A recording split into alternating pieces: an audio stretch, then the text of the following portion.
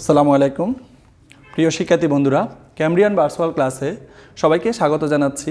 আমি মোহাম্মদ ওমর ফারুক, সহকারী অধ্যাপক, গণিত বিভাগ, ক্যামব্রিয়ান কলেজ, চট্টগ্রাম। আজকে আমরা যে বিষয়টা নিয়ে আলোচনা করব সেটা হচ্ছে উচ্চতর গণিত প্রথম পত্র বইয়ের তৃতীয় অধ্যায় সরলরেখা। আমরা একটা ছবি দেখতে পাচ্ছি, 3টি সরলরেখা কাজ করে।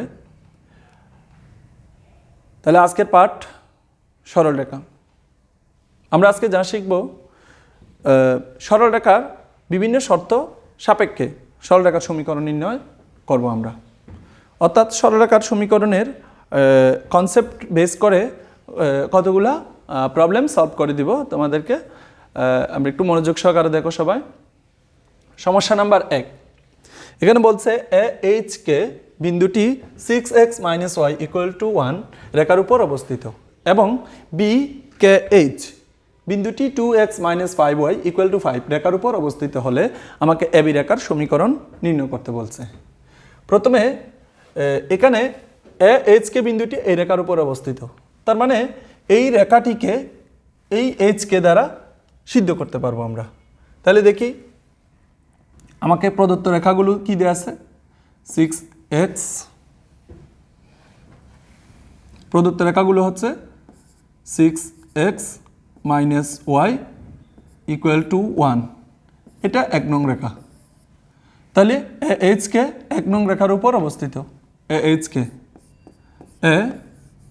কে 1 নং রেখার উপর অবস্থিত, 1 নং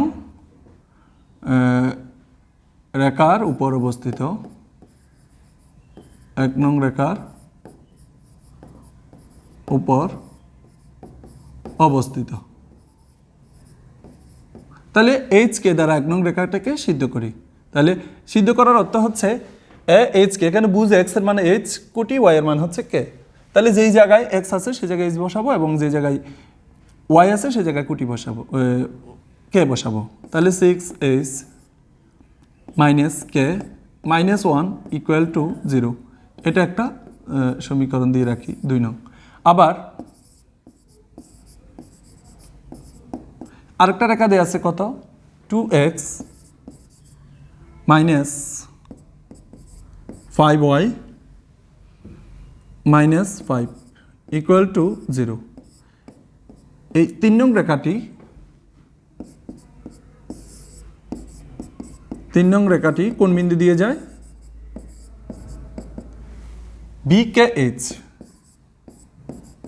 BKH বিন্দুগামী। তাহলে কে এইচ দ্বারা এটাকে সিদ্ধ করলে এক্স এর জায়গায় হবে কে 2k - 5h - 5 = 0। এবার এই সমীকরণ দুইটি 2 এবং 3, 2 এবং 4 সমীকরণ দুটি আমরা সমাধান করব। তাহলে এখানে দেখতে পাচ্ছি আমরা এটা এইচ, এটাকে একটু সাজিয়ে লিখলে -k + 6h - 1 = 0, এটাকে একটু সাজিয়ে লিখলাম 2 নং। 2 এবং 4 নং সমাধান করব। তাহলে 2 নং 4 নং সমাধান করলে আমরা প্রথমে কে, এরপরে এইচ, এরপরে 1 রাখবো। তাহলে কে এর কলামটা বাদ গেলে এটা কত হবে, 5 মাইনাস এটা +30, এরপরে এটা এইচ, তখন -1 - 5 +5 হয়ে যাবে 2 প্লাস এটা কত, তাহলে এটা হচ্ছে 2, এরপরে এটা বাদ, কলামটা বাদ গেলে এটা হচ্ছে 12 - 5, তাহলে কে = এখানে 35, h 7 1/7। তাহলে সুতরাং কে = কত পাই, কে = 5 আর এইচ ইকুয়াল টু 1, তাহলে K equal to 5 H equal to 1 হলে এ বিন্দুর স্থানাঙ্ক কত হবে? এটাই ছিল এইচ কে, তাহলে 1 5।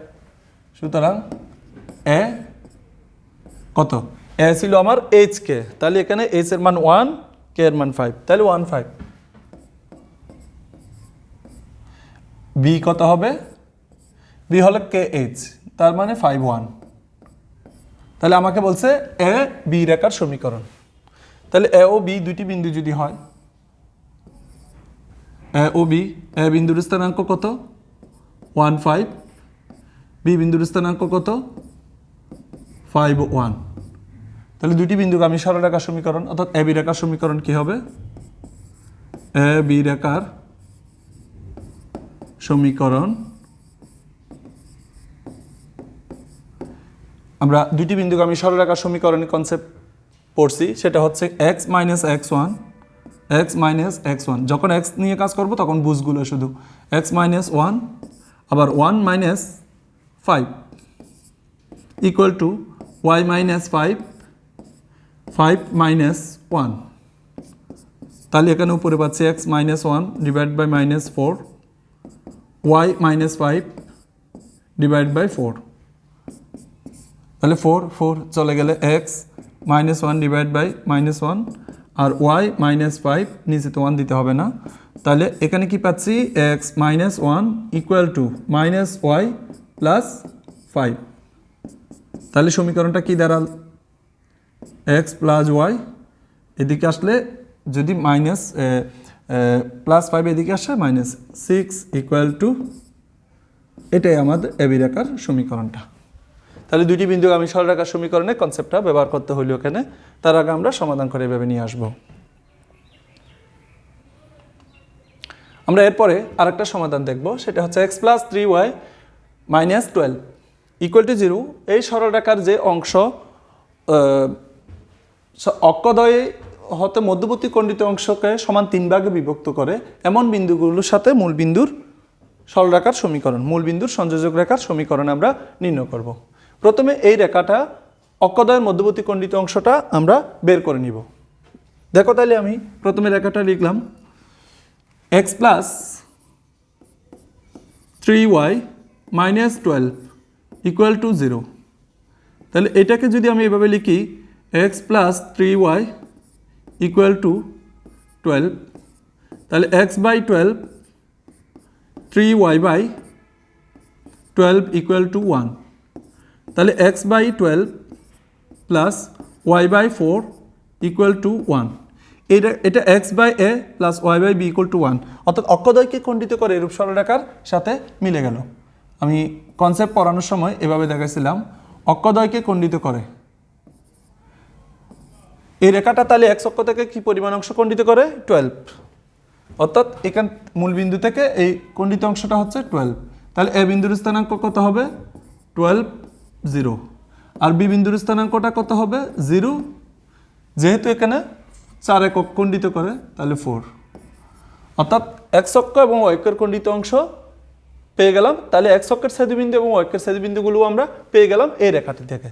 এখন বলছে এই রেখাটি এই অক্ষদ্বয়ের মধ্যবর্তী খণ্ডিত অংশটার এই এ থেকে বি পর্যন্ত এই খণ্ডিত অংশটাকে সমান 3 ভাগে বিভক্ত করে সমত্রিকোণন বিন্দু। তাহলে সমত্রিকোণন বিন্দু দুটি নির্ণয় করতে হবে। মনে করি একটি সমত্রিকোণন বিন্দু সি আর একটা সমত্রিকোণন বিন্দু ডি। তাহলে সমান 3 ভাগে বিভক্ত করে। সমত্রিকোণন বিন্দুগুলো কি অনুপাতে বিভক্ত করে? একটা সমত্রিকোণন বিন্দু 1:2 অনুপাতে বিভক্ত করবে, অর্থাৎ সি বিন্দুটার এই পাশে 1 একক, এদিকে কত? 2 একক। একটা 1:2 অনুপাতে বিভক্ত করবে এবিকে, আর একটা সমত্রিকোণন বিন্দু 2:1 অনুপাতে বিভক্ত করবে। এই সমত্রিকোণন বিন্দুগুলো যদি আমি পেয়ে যাই, সমত্রিকোণন বিন্দুগুলোর সাথে এই মূল বিন্দুর যে দুটি রেখা উৎপন্ন হয় এই রেখা দুটির, অর্থাৎ ও সি রেখা এবং ওডি রেখার সমীকরণ নির্ণয় করতে বলছে। সমত্রিকোণন সমান 3 ভাগে বিভক্ত করে এই বিন্দুগুলোর সাথে মূল বিন্দুর সংযোজক রেখার সমীকরণ, অর্থাৎ এই ও সি এবং ওডি রেখার সমীকরণ আমাকে নির্ণয় করতে বলছে। তাহলে এখানে আমার প্রথমে সি বিন্দুর স্থানাঙ্কটা নির্ণয় করব। এটা একটা সমত্রিকোণন, এটা একটা সমত্রিকোণন ধরে নিব। তবে সি কি অনুপাতে বিভক্ত করবে? 1:2 অনুপাতে। কাকে? এবি রেখাকে। তাহলে আমি এখানে ধরে নিই আচ্ছা, এক্স অক্ষের ছেদবিন্দুটা তো পেয়ে গেলাম।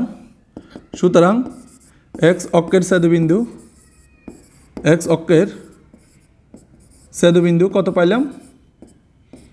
এ 12 0। ওয়াই অক্ষের ছেদবিন্দু বি 0 4। এই দুটি বিন্দু এ বিকে সি ও ডি ধরি।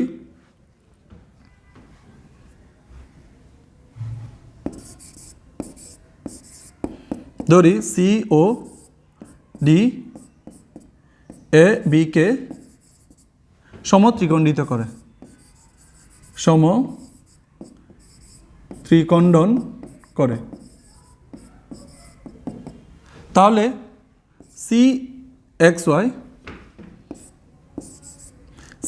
ওয়ান ওয়াই ওয়ান কী অনুপাতে বিভক্ত করবে? এ বিকে 1:2 অনুপাতে বিভক্ত করবে, 2 অনুপাতে বিভক্ত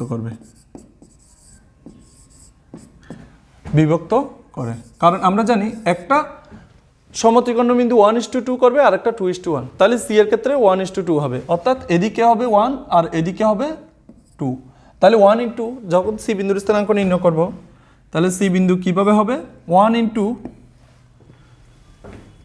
into 0 প্লাস 2 into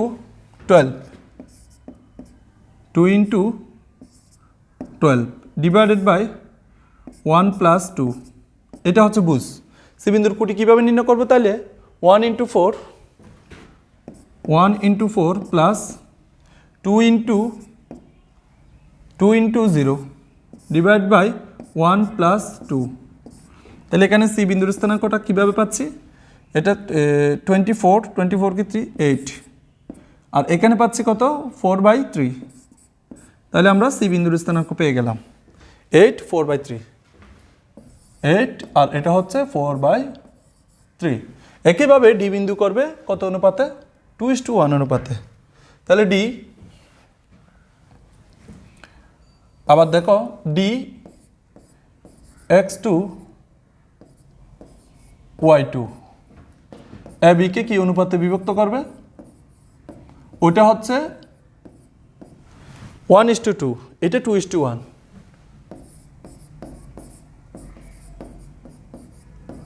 অনুপাতে বিভক্ত করে। তাহলে ডি বিন্দুর স্থানাঙ্কটা আমরা কিভাবে পাবো? তাহলে দেখো 2 into 0, এই যে 2 এদিক থেকে যদি খণ্ডিত অংশ দিই তাহলে এদিক থেকে স্থানাঙ্ক, তাহলে 2 into 0। এবার 1 into 12 ডিভাইডেড বাই 2 প্লাস 1 কমা, এবার কুটি নির্ণয় করব। তাহলে কত? 2 into 4 plus 1 into 0 divided by 2 plus 1। তাহলে ডি বিন্দুর স্থানাঙ্কটা কত পাবো? এখানে 12কে 3 দ্বারা গেলে 4, আর এখানে হচ্ছে 8/3। তাহলে ডি বিন্দুর স্থানাঙ্ক পেয়ে গেলাম। ডি বিন্দুর স্থানাঙ্ক কত? 4 আর 8/3। এখন মূল বিন্দুর সাথে এই ওসি রেখার সমীকরণ এবং ওডি রেখা, মূল বিন্দুর সাথে সি বিন্দু, মূল বিন্দুর সাথে ডি বিন্দু, যে স্থানাঙ্কটা যে সরলরেখাটা গঠন করছে তার সমীকরণ। তাহলে সুতরাং আমরা এখন কি বলতে পারি? ও সি রেখার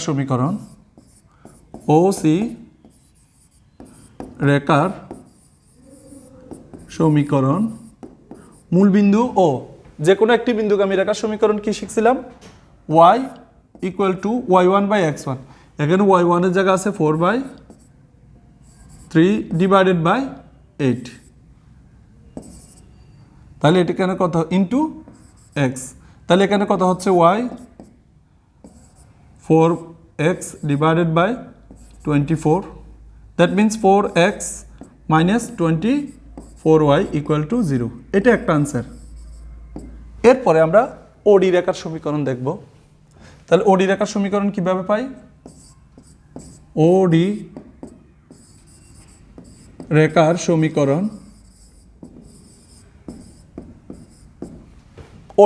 সমীকরণটা তাহলে ও হচ্ছে মূলবিন্দু এবং ডি হচ্ছে ওই x1 y1, তাহলে y ইকুয়াল টু মূলবিন্দুর সাথে যে বিন্দুটা তাদের ওই বিন্দুর কুটি হচ্ছে 8/3 ডিভাইডেড বাই বুঝ হচ্ছে 4 ইন্টু এক্স। তাহলে এখান থেকে কি পাই, y ইকুয়াল টু 8/12x, তার মানে 8x minus 12y equal to 0। রেখা দুটির সমীকরণ আমরা পেয়ে গেলাম।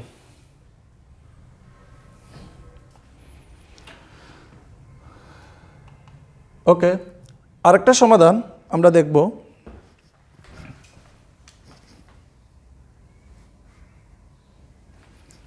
আরেকটা সমাধান হচ্ছে এমন একটি সরলরেখার সমীকরণ নির্ণয় করো যা 3-2 বিন্দু দিয়ে যায় এবং এক্স ও ওয়াই অক্ষকে এ ও বি বিন্দুতে ছেদ করে। যেন একটা শর্ত দিয়ে দিছে, একটা শর্ত হচ্ছে O A minus O B equal to 2 হয়, যেখানে ওটা মূল বিন্দু। তাহলে এই সরলরেখার সমীকরণটা আমাদের নির্ণয় করতে হবে। তাহলে দেখি, প্রথমে আমি সরলরেখাটার সমীকরণ যেহেতু নির্ণয় করতে হবে, ধরি অক্ষদ্বয়কে খণ্ডিত করে এরূপ সরলরেখার সমীকরণ। একটা নমুনা চিত্র আঁকি।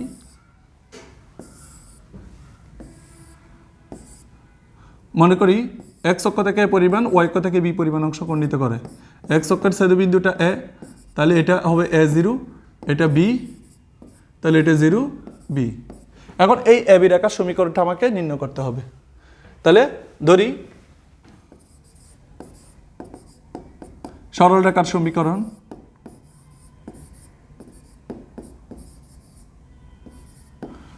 সরল রেখার সমীকরণটা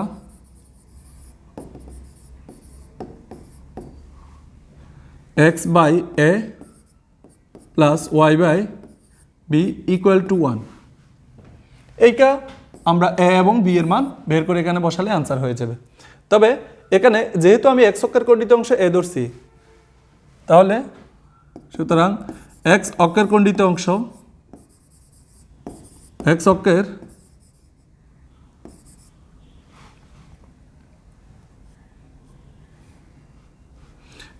অক্ষের খণ্ডিতাংশ ও এ ইকুয়াল টু, অর্থাৎ ও থেকে এ পর্যন্ত স্মল এ। ওয়াই অক্ষের খণ্ডিতাংশ O B equal to small b. তাহলে আমাকে দেওয়া আছে কি,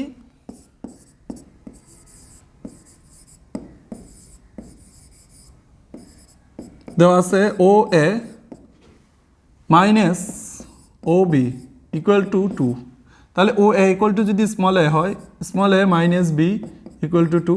এখান থেকে আমরা একটা শর্ত পাই, a equal to b plus 2। এটা 2 নং সমীকরণ দিয়ে রাখি। এবার আমাকে বলছে এমন একটি সরলরেখার সমীকরণ নির্ণয় করো যা 3-2 বিন্দু দিয়ে যায়। অর্থাৎ এই 1 নং রেখাটি কোন বিন্দু দিয়ে যাচ্ছে, তাইলে এখানের উপরস্থ একটা বিন্দুর স্থানাঙ্ক দেওয়া আছে 3-2 বিন্দু দিয়ে যাচ্ছে। তাহলে এই এবি রেখাটি যদি 3-2 বিন্দু দিয়ে যায়, তাহলে 3-2 দ্বারা সিদ্ধ করতে পারবো। 1 নং রেখা 3-2 বিন্দুগামী, 3-2 বিন্দুগামী। তাহলে 3-2 দ্বারা সিদ্ধ করলে এই রেখাটিকে 3/a plus 2/b equal to 1। এখানে এ বি দুইটাই অজ্ঞাত রাশি, যার কারণে যে কোনো একটাতে নিয়ে যেতে হবে। তাহলে a equal to b plus 2 বসায়, 3 ডিভাইডেড বাই এখানে b plus 2, 2/b equal to 1। এখানে আমরা লসাগু করি, তাহলে বি ইন্টু বি প্লাস 2, তাহলে এখানে কি পাচ্ছি 3b প্লাস 2b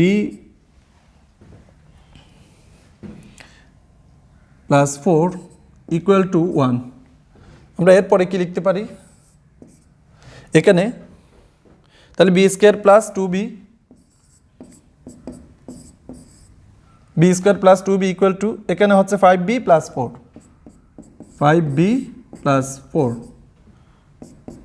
তাহলে বি স্কোয়ার, এটা এদিকে আসলে minus 3b minus 4 equal to 0।